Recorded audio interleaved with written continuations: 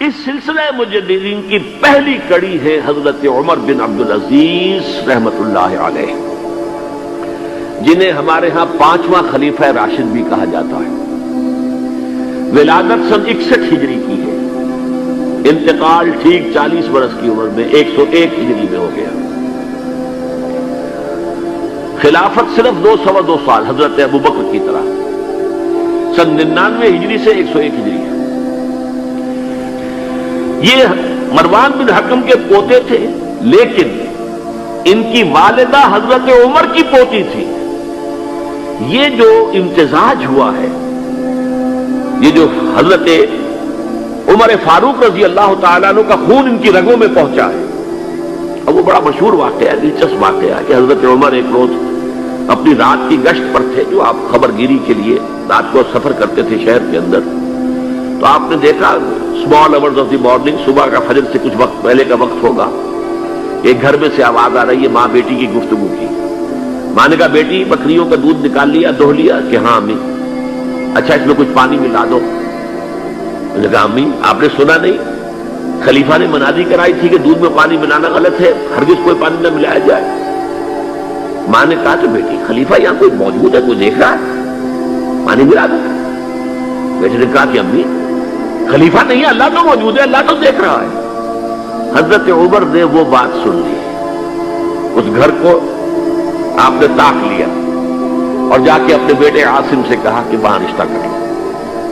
وہ ہے لڑکی پھر جس کے نسل سے یہ حضرت عمر بن عبدالعزیز یہ پیدا۔ اور جو 8واں خلیفہ تھا بنو امیہ کا سلیمان، اس کی وصیت کے مطابق یہ خلافت ان کو ملی تھی۔ انہوں نے 3 ہی کام کیے۔ نمبر 1، انہوں نے جا کے اعلان کیا مجمع عام میں، لوگوں مجھ پر یہ خلافت کی ذمہ داری ڈال دی گئی ہے، بغیر مجھ سے پوچھے، بغیر میرے مشورے کے، بغیر میری خواہش کے، لیکن میں آپ کی گردنوں میں سے اپنی خلافت کے اس قلادے کو اتار کر پھینک دیتا ہوں۔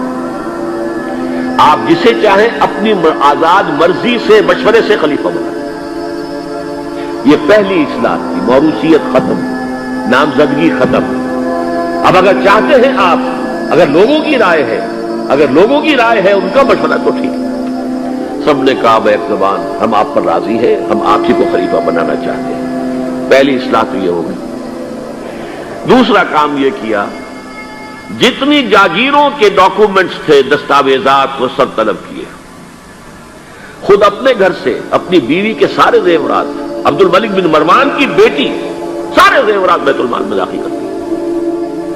نمبر 3، واقعہ یہ ہے کہ خود اپنی زندگی کے اندر جو اسرت اور جو تنگ دستی اور جو سادگی اختیار کی ہے، میں سمجھتا ہوں غالباً اس میں وہ حضرت ابوبکر، حضرت عمر کو بھی مات دے گئے ہیں رضی اللہ تعالیٰ۔ حالانکہ بڑے ہی ایک تو حسین اور جمیل انسان تھے، خوش شکل، خوش لباس، شہزادے تھے، گورنر بھی رہے تھے، پھر ان کے والد جو ہے طویل عرصے تک مصر کے گورنر تھے، وہاں ان کی پرورش ہوئی تھی گورنر کے بیٹے کی حیثیت سے، اعلیٰ لباس پہنتے تھے۔ لیکن اب اچانک جو آیا ہے، جیسے ہی یہ بیعت ہوئی ہے خلافت کی، ان کی اہلیہ کہتی ہیں، حضرت فاطمہ ان کا نام تھا، کہ آ کر بیٹھ کر اور مسلے پر رونا شروع کر دیا۔ میں نے پوچھا کیوں، کیا ہوا؟ کہ یہ جو بوجھ مجھ پر آن پڑا ہے، یہ ذمہ داری۔